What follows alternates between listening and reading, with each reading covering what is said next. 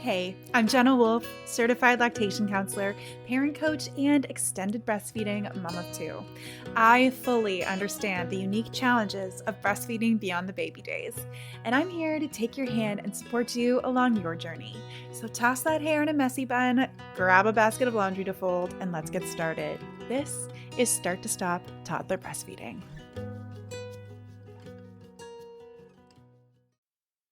In today's episode, I interview Beau Wilson, who is a passionate Australian midwife with over a decade of experience in guiding and supporting women and their families through the transformative journey of childbirth. She's a mother herself, and she understands the profound significance of this momentous life event, and she is driven by her mission to empower women with the education and tools they need to approach birth and parenthood with confidence and informed decision-making.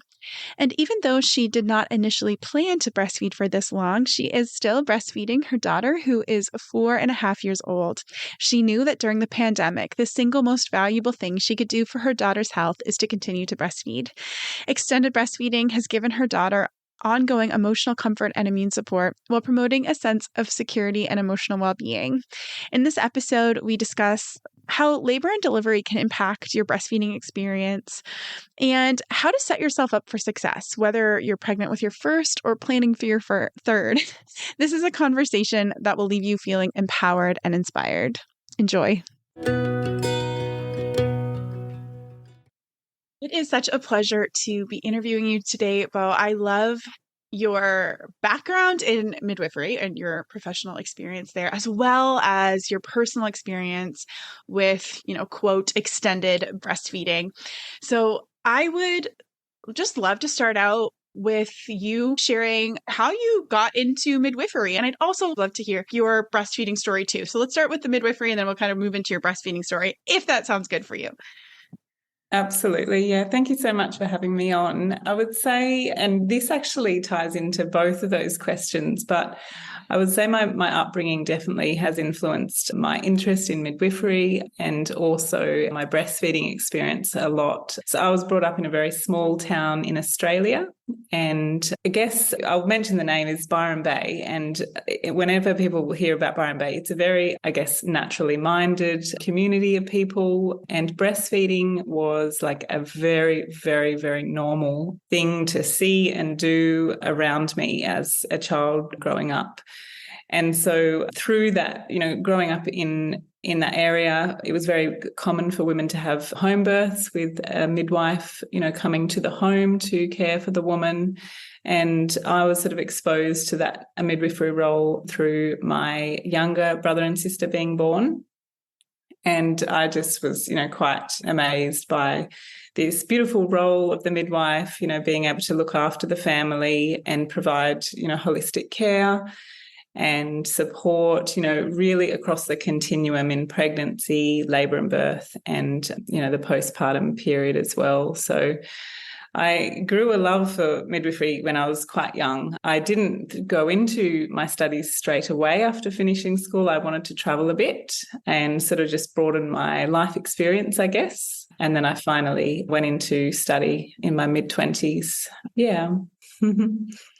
I love that. Is so beautiful. Could you share a little about your breastfeeding experience then with your little one? Yeah, so my daughter's 4.5 now. I planned a home birth with her, but things changed a little bit. I was in labour for 4 days, and I ended up transferring to hospital, and things were a little bit complex, but all, turned out quite well. Being a midwife, my biggest priority was having her skin to skin after birth, that uninterrupted, undisturbed time in that first, 2 to 3 hours after birth. And I got that. And it was, the most amazing experience, and definitely something I always, share with women who I support, how important that experience is, especially to set off the breastfeeding experience. And so our breastfeeding journey got off to a really smooth start. She latched, I would say, within 5 minutes of being born, without much effort on my part, and mostly had really a very positive experience. And I would say a big reason, or two big reasons for that would be, one, is my education in breastfeeding as a midwife. I think not to say that you need to be a midwife to understand how breastfeeding works and to have a successful experience, but I really do stress to especially new mums who have never breastfed before that understanding the physiology of the body and lactation and understanding how it works will, almost always get you off to a really positive start, and also know when to, seek help as well. So I think that definitely influenced my journey. And also just that, how I was brought up, just that breastfeeding was just such a normal experience. It's just something you do and you get on with. And I, really clearly remember women around me as a child breastfeeding. I remember my breastfeeding experience with my mum, and it was just something, very positive and something really cherished, I guess. So those two things definitely influenced my journey to be a really positive one. Yeah, and also I would say, having some really good support from my partner as well. And we know that in the research that if you have a supportive partner or family around you, that you will likely have a really positive breastfeeding experience. So all of those things made a world of difference.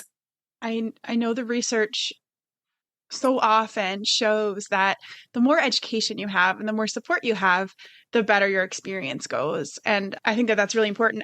What I love about your story is, even though that was your first breastfeeding experience, I think that kind of parallels a lot of moms with like tandem feeding, where the first experience might be really difficult because they don't have necessarily the education or the information and the support. Maybe not because their partner doesn't want them to, or I mean, that could be the case, but often because they just don't know how to access the support or when to reach out for the support. So then the second time around, they have more education, they can get those resources faster. And I think that like, it didn't occur to me until you were just talking, but that is like a really important piece to highlight, I think, for people who are currently breastfeeding a toddler and considering getting pregnant or are already pregnant and are really, for lack of a better word, traumatized by the early breastfeeding experience with their first, and worry that they need to wean because it's so difficult in the beginning. That's kind of like the narrative that they have in their mind, right? Like, it's so difficult. But what I love what you're sharing here is that education and support can make it just a world of a difference that second time around. And I know that it wasn't the second time around for you. It was the first time around. But I think that just really highlights that experience too. Because I think I guess, we just have this narrative in our head that it's difficult, or that it has to be difficult, or that it always is that way. And that doesn't have to be the case, right? So I also just love when you said that you prioritize skin to skin, because I had a C-section actually with my second, and I had a midwife in the OR with me, and I was like advocating for myself with the anesthesiologist. I'm like, put those sensors, like put everything away from my chest. I was like, that's where he's going to be right away. And we were breastfeeding in the operating room, because that was so important for me. And I love that you kind of shared how you prioritize that too, even when your plans, like when things didn't go quite as you planned. Yeah, absolutely. And that now actually I do a lot of work with couples, either first-time parents, but also second or third-time parents, but who, like you say, are doing things quite differently this time. And this is why I'm not working in a hospital environment as a midwife, but I'm teaching my own childbirth education workshops, because I feel that if labour and birth gets off to a positive start, that it really influences that breastfeeding experience, especially. So, for the second, third time mums, they are, really wanting, some of them have had a cesarean for the first birth and they're really wanting a vaginal birth next time. And those core things about, getting the skin to skin immediately just makes a huge impact. And sometimes they've had challenges with breastfeeding in their first experience, and they didn't know that, say, a cesarean really can impact that experience. So they felt, there was something wrong with their body, or they didn't produce enough milk. That's a huge misconception. And really, it actually comes back to, even the type of birth you have, but even just the first hour after a birth, regardless of the mode of birth, is just so, so important. And I think that that's really important to bring up too, because even if this is my lactation kind of expertise, but even if you have physiological reasons, whether that's something with the baby, whether that's a tongue tie or something else, or you have hormonal issues or issues with glandular tissue, all of those things, as much as they could impact and will potentially impact the breastfeeding experience, when you can do the things you can control, like the skin to skin and those things well, you can optimize things where all of those things that could be the thing that just totally causes everything to unravel are more manageable, and you're able to set yourself up for success, that even if there are things that you can't control about your breastfeeding experience that come up, you're still able to create a breastfeeding relationship that works well for you, even if you're not producing 100% of what your baby gets, right? But those early moments can be so, so important. So I really love that you're sharing that. You were talking about how you do childbirth education and the importance of that, even for second and third time families. I would love for you to talk a little bit more about that for those people that are listening and they're like, well, I already went through this. Why do I need to go back to school on it?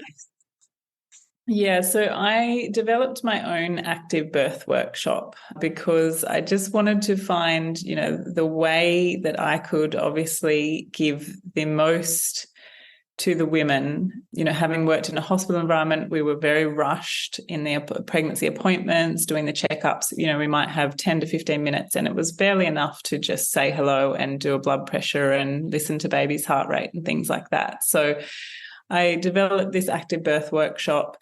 The huge foundation of the curriculum that I teach is, all about the physiology of labor and birth, which is so, so important, because I truly believe if women and their partners or birth support people understand the physiology of labor, they'll have a lot of confidence in their body, and, their body is born to do this. So that's a huge part of it. And then the other part would definitely be about making informed decisions. So it is so, so important that women understand they have so many choices in their labour, birth and postpartum experience, because what I saw working in hospital is that a lot of the women come in the midst of labour. They're not really understanding what's happening with their body. They're becoming fearful, and all that tension just causes labour to sort of spiral, either slow down or stop or become quite fragmented, I guess. Yeah. And so understanding that, what's happening with the body, but also how the woman can lead that experience, because women have so many choices. And rather than sort of just coming in and handing over the care to the doctors who are, the experts, understanding that you have so many choices to make, and those choices will impact your experience moving forward as a parent. And so informed decision making is huge, and that comes to also the breastfeeding experience. And I heard so many women talk about, being shown how to breastfeed in the hospital, and they're, spoken down to or just touched permission and without consent and things like that, forcing baby onto the breast and things like that. And it really doesn't need to be like that at all. Right. And so all of that is really crucial. I think that what you were talking about, even like the tension in the body and feeling really fearful, it makes so much sense. I think it makes so much sense in two ways. One, it makes so much sense that they would come into that experience feeling that way. Like that, it's not your fault that you're afraid and you didn't do anything wrong, that you're feeling this tension and this fear. And I almost tying it back to your experience growing up, how that it makes so much sense why that would just be normal and natural, because human bodies have human babies, and this is happening all the time. And so why are we not talking about it? And as we talked about how strange and kind of like, unique that experience was. And so it makes sense that people who didn't grow up in that environment would feel fearful of this, and that there's so many reasons why that's happening. And also that undoing that is so much of learning about your physiology, learning about your body. So it makes sense that that would almost be the antidote for it, where you can relax and you can trust. And then from that point, you have so many options available to you, and you can make really amazing decisions that are right for you and your family, whether, whatever that ends up looking like. I love how you're sharing that. I always say that there's as many ways to feed a baby as there are babies being fed out there, right? Like there's Yeah. nothing, it's never ever black or white. I love that whole conversation.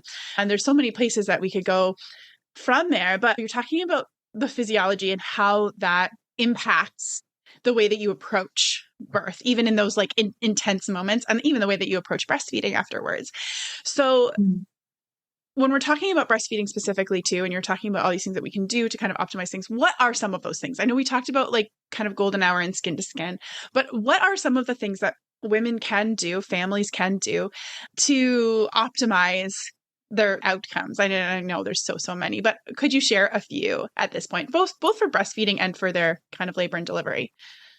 Yeah, absolutely. Like I would say number one is to do a class or course on breastfeeding, because it's not about being an expert or anything like that, but it's just about, understanding the basics, what demand feeding means. It's so crucial just to understand that, because again, that's another popular misconception, is that I just worked with a woman last week who was told that she needs to feed, on schedule and every 4 hours, and then make sure you put baby down and you do and all of this routine stuff. But it's that can often cause lots of other issues as well. So just getting a good evidence-based program education class, and also, if at all possible, bring your partner along or whoever is going to be that, direct support for you in that time. Because again, if they understand it, they'll be better able to support you. They'll believe in your body and,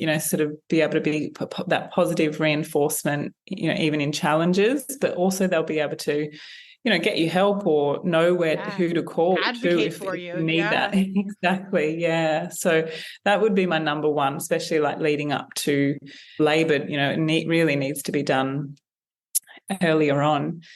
Otherwise, yes, your labor and birth does indirectly influence that first sort of early breastfeeding experience. So that's why I do promote women to try, if that's what they want, is to have a normal physiological labor and birth. But regardless, like I said, regardless of the birth you have, the most important thing in that first, we call it the golden hour, is to have baby skin to skin, undisturbed.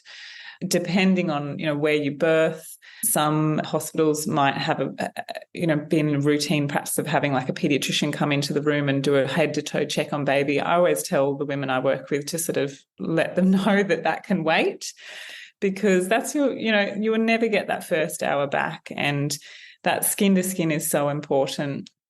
Even things like not washing baby, at least within that first 24 hours, keeping all that amazing vernix and amniotic fluid there. And that, comes off onto mother's chest as well. So baby knows, that instinct to come back to the breast to feed. Yeah, I guess just being informed, protecting that space, and then also knowing, where to get support is so important.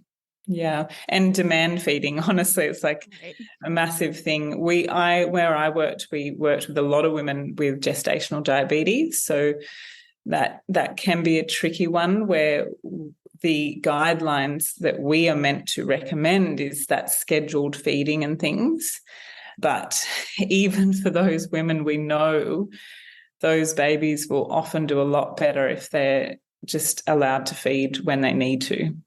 Yeah. And even there are things that you can do with gestational diabetes, like harvesting some colostrum ahead of time and bringing those things so that, if you're supplementing, a lot of times people don't even understand that supplementing, the first line of supplementation is with your own expressed milk before you need to move to formula or anything else, which can often, blood sugars of the babies becomes a concern after gestational diabetes. And so, there's so many things that can be done outside of feeling like you don't have options, right? Which I think is and that feeling of not having options, when we're talking about that feeling afraid and tension in the body and how all these things impact tension in your body can impact the normal progression of labor and delivery, but it absolutely impacts breastfeeding as well. For so many reasons, it can impact the positioning just in a very practical sense. It can impact the hormones that are triggering letdown and all of that stuff as well. Your physical tension, like you and your baby are so in tune, right? And they need to be able to feel relaxed at the breast in order to get a good latch, in order to be able to, transfer the milk well, in order to all of those things. So it's so, so important. And just having that information, just knowing that you have a choice, because feeling like you're feeling trapped, which is something that even comes back again in extended breastfeeding. And I actually share this a lot. If you had that experience early on in your breastfeeding journey, in those first few days where you felt like things were out of your control, and that also talks about, birth as well, like labor and delivery and all of that as well. Sometimes it's like you kind of push through that and you get through all of that stuff. And then you kind of get this phase where it's like, okay, everything's fine. It's going all right. And you're like, okay, we made it over that mountain. And then you hit the year mark, or you get pregnant, or whatever happens. And suddenly you have nursing aversion and you didn't have that before. And you have this urge to just kind of push your child off, and you're feeling again trapped. You're feeling like you don't have options. You're feeling, a lot of women say held hostage. And that's how you often felt in those early experiences. It makes sense that you kind of like pushed through and worked through it, but then it kind of like comes back again. And so we can look at that through so many different lenses, to analyze that and figure that out. But I love what it kind of like comes down to is like understanding yourself, understanding your body, understanding your child, and then making informed decisions from there, because that's when you kind of, for more or less, like take your power back, right? Like feel like you have agency in the process, feel like there's something that you can do, something that you can offer. And I see that parallel. And we actually, not that there's been a ton of research on nursing aversion, but we know that having birth trauma is, a risk factor for developing nursing aversion. Absolutely. Yeah. And so it can be there, right? I said a lot there. But exactly, just going on from what you're saying, that is so important. And in my classes, I talk about this intuition too, listening to your intuition, because I say like a mother's intuition is almost always correct. And that goes for your breastfeeding journey. If you feel like something's not right, we'll listen to that and reach out for support. Or if you feel like actually things are fine, a lot of women get told their supply is not sufficient, things like that.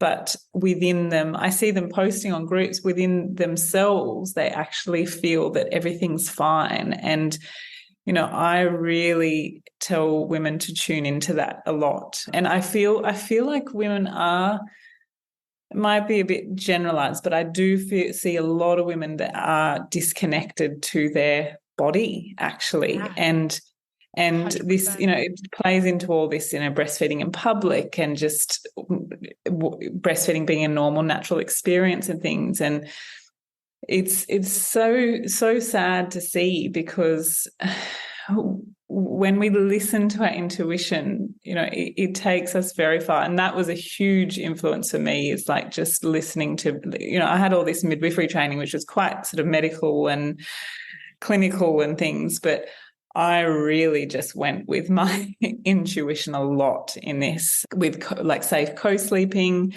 And, I struggled with a little bit with, these media messages that, you should have your baby who can fall asleep on its own, or by one, they should be able to sleep through the night and things like this. And I think probably that was a lot more about my sort of like clinical background, going, am I doing this, as best I can be? And when I tapped back into my own intuition, I was like, actually, I'm perfectly happy with this. Like, as much as I'm tired, this is what feels truly right for me. And that's, I just continued to follow that intuition along the way. And, here I am still breastfeeding with my daughter who's 4.5. and definitely didn't plan for that. But when I had any doubts or anything like that, I just went back to that voice inside me, like, okay, maybe I'm considering stopping, but why am I considering that? Like, is that because I want this, or my daughter wants, or my daughter's never wanted to stop, I can tell you that much. Yeah. But yeah, listening to your intuition and connecting with your body. I love that conversation. And I have a free workshop that I share like pretty in depth about that, talking about like the skill of interoception. And it's not really a skill as much as you have, the sense of sight and sound and taste. You have the ability to sense what's happening inside of your body and how disconnected we are from that. And within the workshop, I share about how the more connected that you are, the better interoceptive awareness that you have, the better you're able to regulate your emotions. Generally, the more well-being you have. And the amount of interoceptive awareness that we have as parents can predict the well-being of our children, because they tend to have a similar interoceptive awareness as the parent does. So that means that the more that you work at that, the more it's a gift to your children as well. But what we think as parents is, well, I'm experiencing discomfort, so I have to push that down for the sake of my child.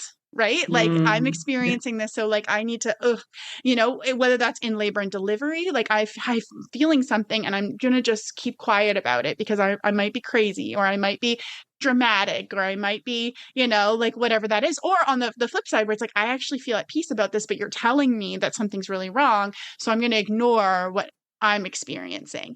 And also, even with as simple as like, I have to pee and I'm not listening to that sensation in my body because I'm a mother and I have so many other things to do, which kind of comes into self-care. But they all tie in together to really talk about exactly what you're talking about, that intuition, which is, I love Dr. Dan Siegel, and he talks about how we have like the same neurons and cells that are in our brain are around our heart and around our gut. So we can't really only use logic and reasoning as the only bit of wisdom or information that we have.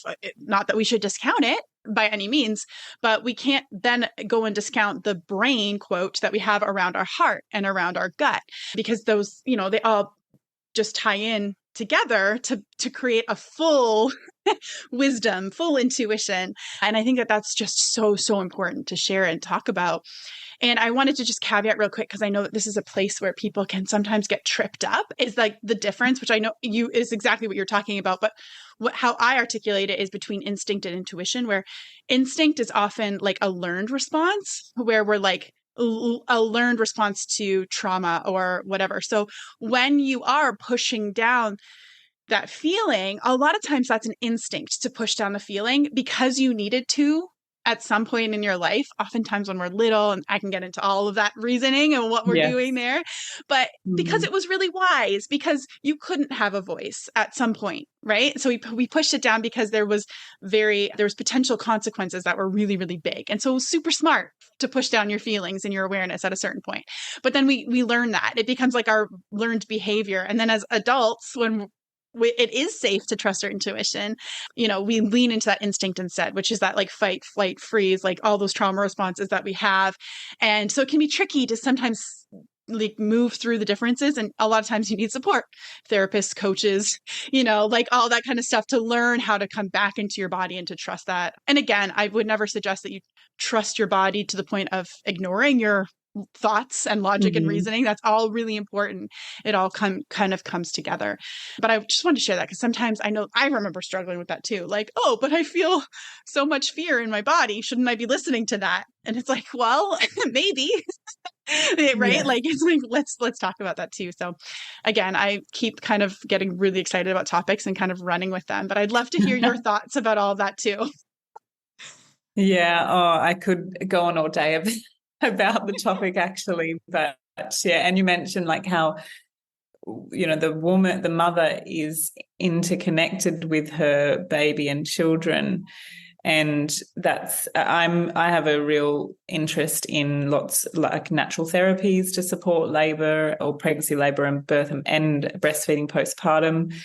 And, often I'm actually studying homeopathy, and what we often hear is like women, when say maybe their baby is not sleeping well or maybe has symptoms of gas and things like that, and they take their baby to a doctor or something to get help. But in homeopathic medicine, often we see if the woman comes to a consultation and gets that support, and someone hearing her out, hearing her journey, how she's got to where she is, what's happening for her baby.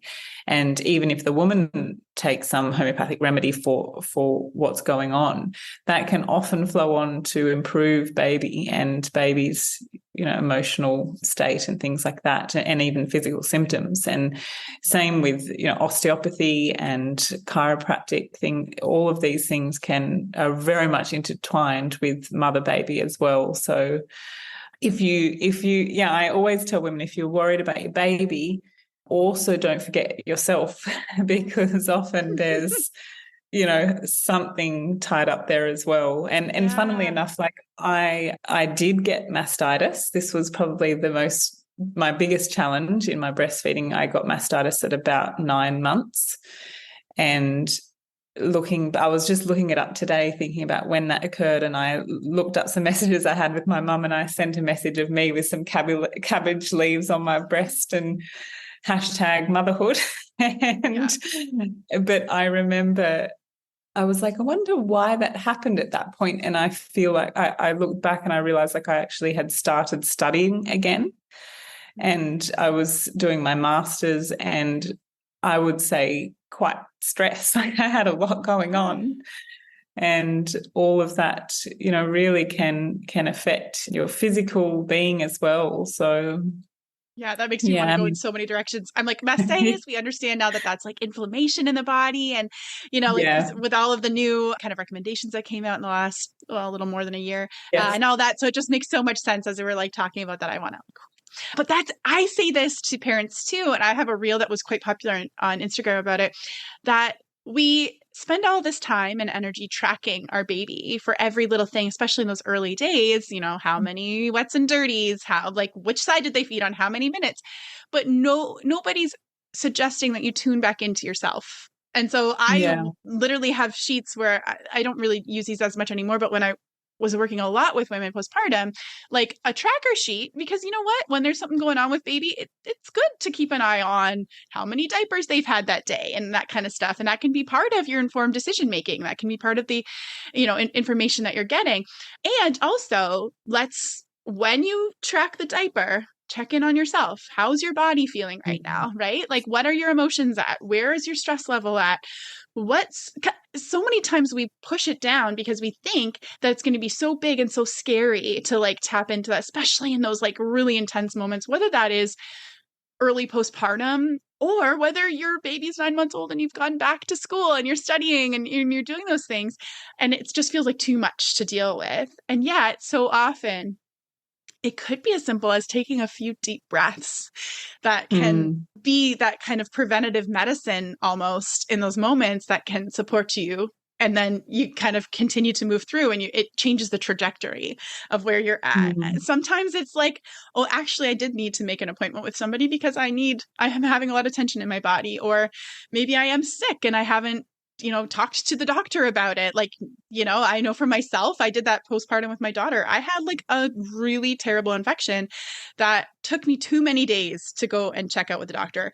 It was only a few, but when we're talking about an infection, 3 days can be a long time when you're not getting the support. And yeah, it was just crazy. I ended up having to go into the hospital in a wheelchair because I couldn't walk because of how much I wasn't listening to my own body. I just kept thinking, well, I had a baby, so pain makes sense. But of course I'm in pain, right? And not really I must be too, I don't know, I must not be, I don't know, what was the word I was looking for? I must be too weak somehow, right? Like I can't endure this pain. And then to have to go, meanwhile, I had walked out of the hospital, but going back in, I had to go in a wheelchair because I couldn't walk because I was in so much pain.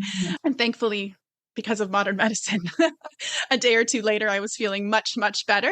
As we're kind of nearing the end of the interview here, is there anything that you would like to just share or leave with the listeners, kind of like a last thought, something that you would say to a mom who is listening right now? Yeah, I guess the points I made before, like in preparing for your experience, are really important, and having that good support on board. Don't be afraid to seek help or get a an outside professional opinion.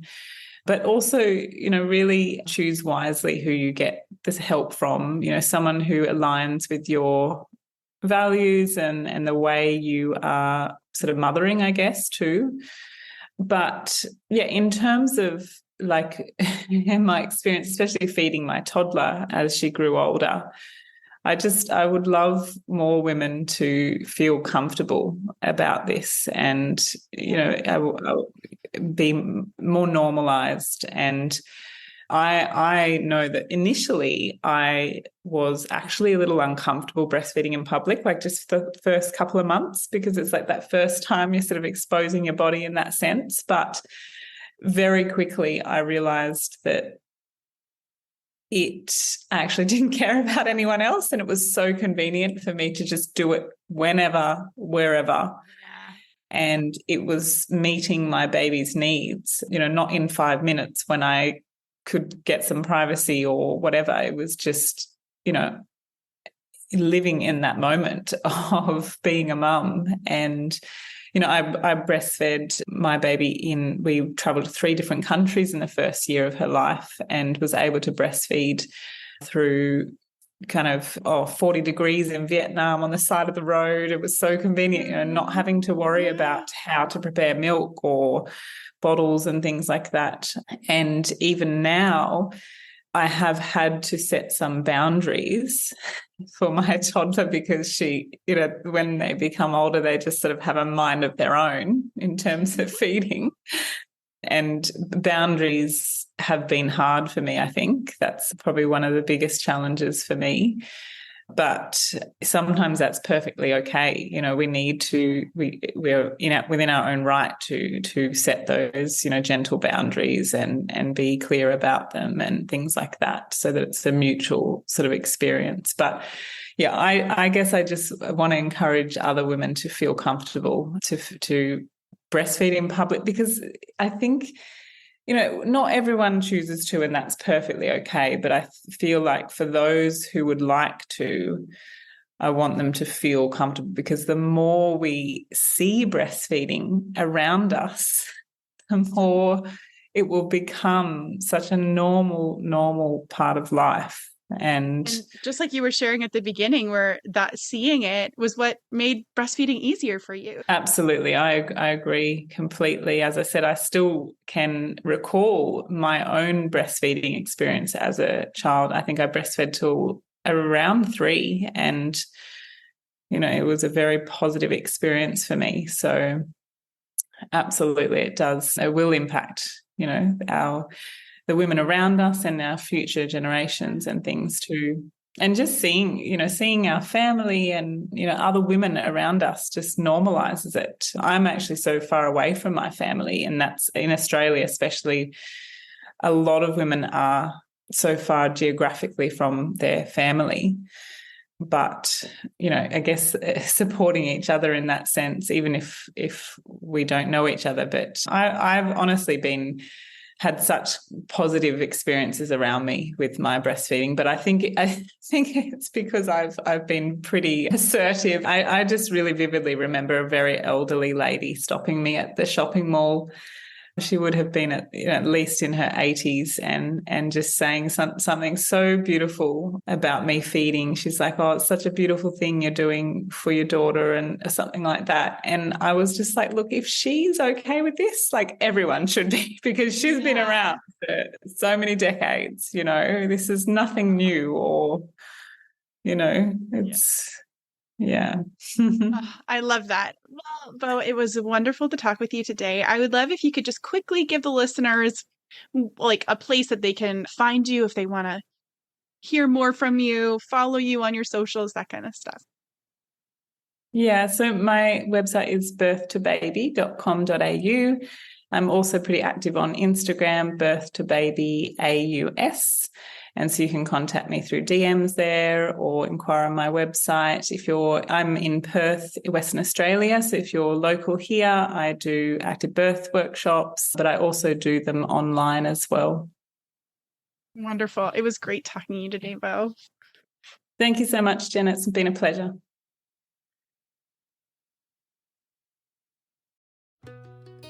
If you loved this episode, make sure you hit that subscribe button so that you don't miss any episodes in the future. Also, check out my breastfeeding toddler communication guide and cheat sheet to learn how to say no to the feed while still saying yes to the need at www.ownyourparentingstory.com/guide. And that concludes another episode of Start to Stop Toddler Breastfeeding. The theme song is Little Balloon by Jenny and Tyler, and it has been a pleasure to share this time with you. I'll catch you in the next episode.